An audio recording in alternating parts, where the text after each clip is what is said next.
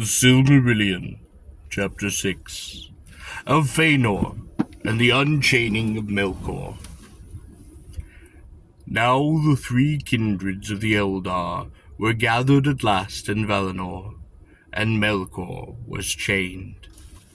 This was the noontide of the Blessed Realm, the fullness of its glory and its bliss, long in tale of years, but in memory far too brief.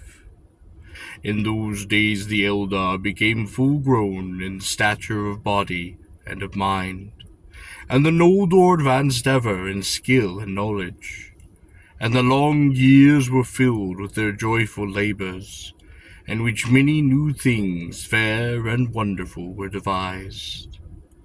Then it was that the Noldor first bethought them of letters, and Rúmul of Tiryn was the name of the lore-master, who first achieved the fitting signs for the recording of speech and song, some for graving upon metal or in stone, others for drawing with brush or with pen. In that time was born in Eldamar, in the house of the king of Tiryn, upon the crown of Tona, the oldest of the sons of Finwë, and the most beloved. Finwë was his name, but by his mother he was called Feanor, the spirit of fire, and thus he is remembered in all the tales of the Noldor. Miriel was the name of his mother, who was called Serendë because of her surpassing skill in the weaving and needlework, for her hands were more skilled to finesse than any hands even among the Noldor. The love of Finwë and Miriel was both great and glad, for it began in the Blessed Realm in the days of bliss. But in the bearing of her son, Miriel was consumed in spirit and in body, and after his birth she yearned for release from the labors of living. When she had named him, she said to Finwë, "Never again shall I bear a child, for strength that should have nourished the life of many has all gone forth into Feanor." Finwë was then grieved, for the Noldor were in the youth of their days, and he desired to bring forth many children into the bliss of Aman. But he said, "Surely there is healing in Aman, where all weariness can find rest." But when Miru languished still, Finwë sought the counsel of Manwë, and Manwë delivered her to the care of Hermo and Lorien.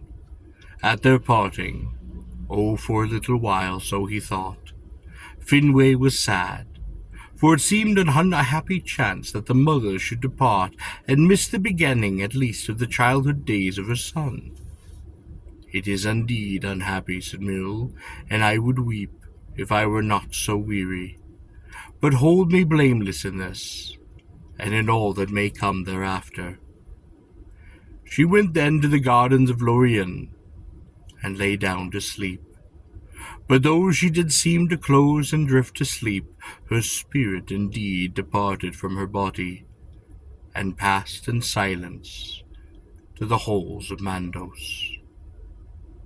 The maidens of Esti tended the body of Miriel, and it remained unwithered, but she did not return. Finwë was then lived in sorrow, and he went often to those gardens of Lorien, and sitting beneath that silver willow, beside the body of his wife, he did call her by all their names.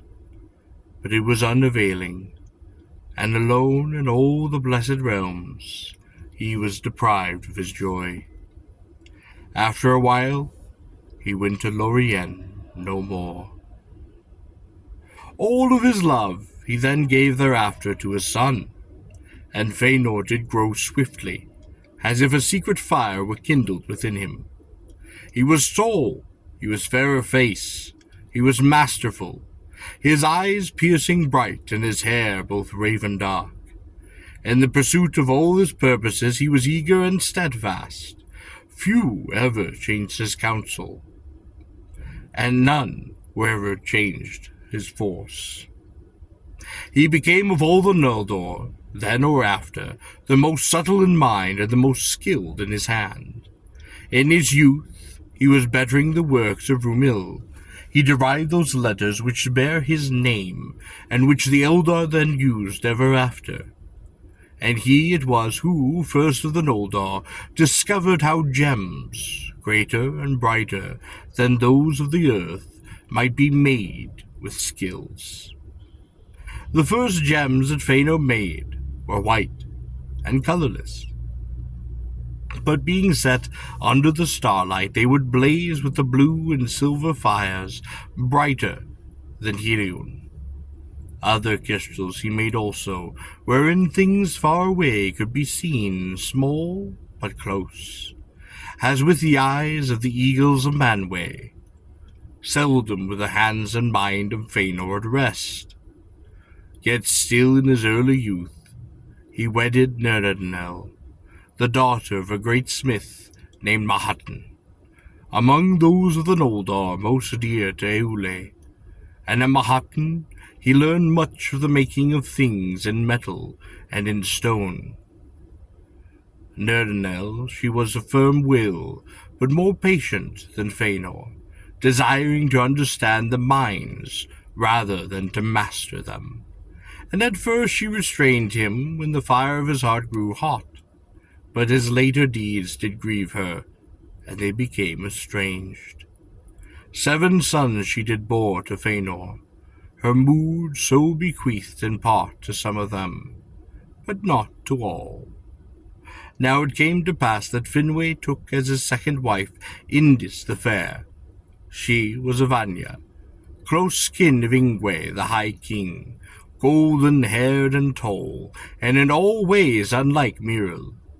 Finwë did love her greatly, and was glad again, but the shadow of Miril did not depart from the house of Finwë, nor from his heart. And of all whom he loved, Finwë had ever the chief share of his thoughts. The wedding of his father was not pleasing to Feanor, and he had no great love for Indis, nor for Fingolfin and Finnefarn, her sons. He lived apart from them, exploring the land of Aman, or busying himself with the knowledge and the crafts in which he both delighted.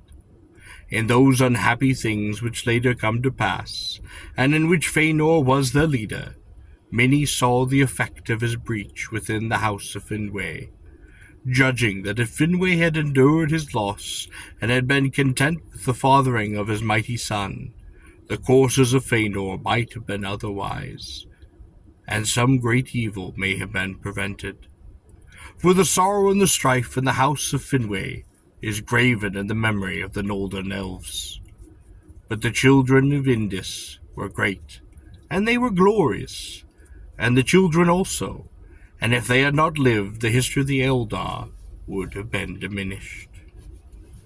Now, even while Feanor and the craftsmen of the Noldor worked with delight, foreseeing no end to their labors, and while the sons of Indis grew to their full stature, the noontide of Valinor was drawing to its close.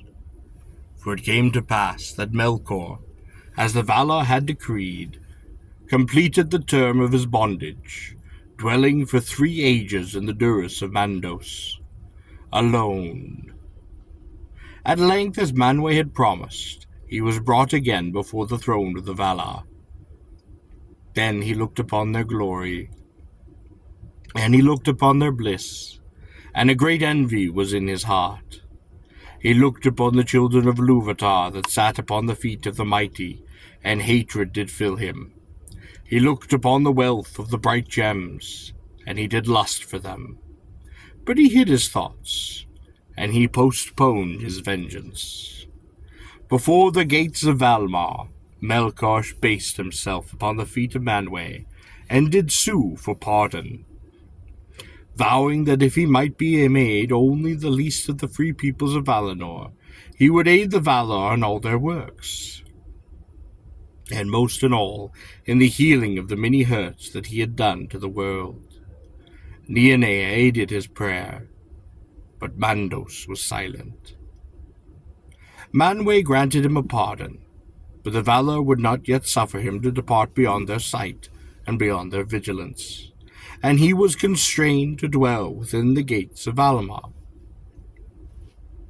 But fair seeming were all the words and deeds of Melkor in that time, and both the Valar and the Eldar had profit from his aid and his counsel, if they did seek it. And therefore in a while he was given leave to go freely about the land, and it seemed to Manwë that the evil of Melkor was cured. For Manwë was free from evil, and could not fully comprehend it.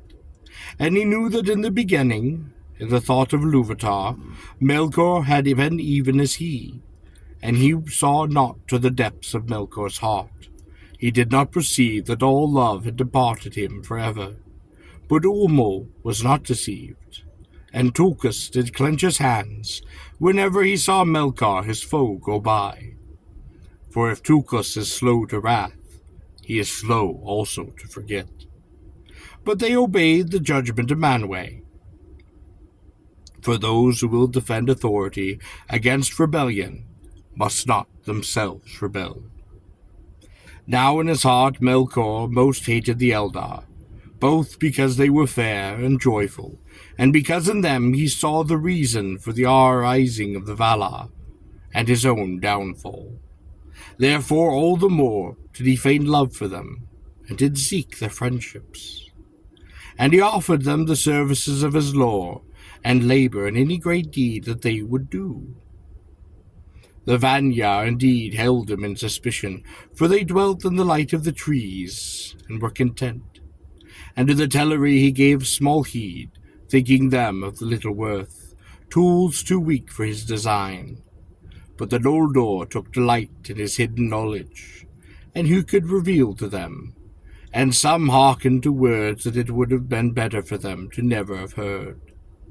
Melkor indeed declared afterwards that Fenway had learned much art from him in secret, and had been instructed by him in the greatest of all his works. But he lied in his lusts, and in his envy, for none of the elderly ever hated Melkor more than Feanor, son of Finwë, who first named him Morgoth, and snared though he was in the webs of Melkor's malice against the Valar, he held no converse with him, and took no counsel for him, for Feanor was driven by the fire of his own heart only, working ever swiftly and alone, until he asked the aid and sought the counsel of none that dwelt in Amon, great or small, save only and for a little while of Nerdanel the Wise, his wife.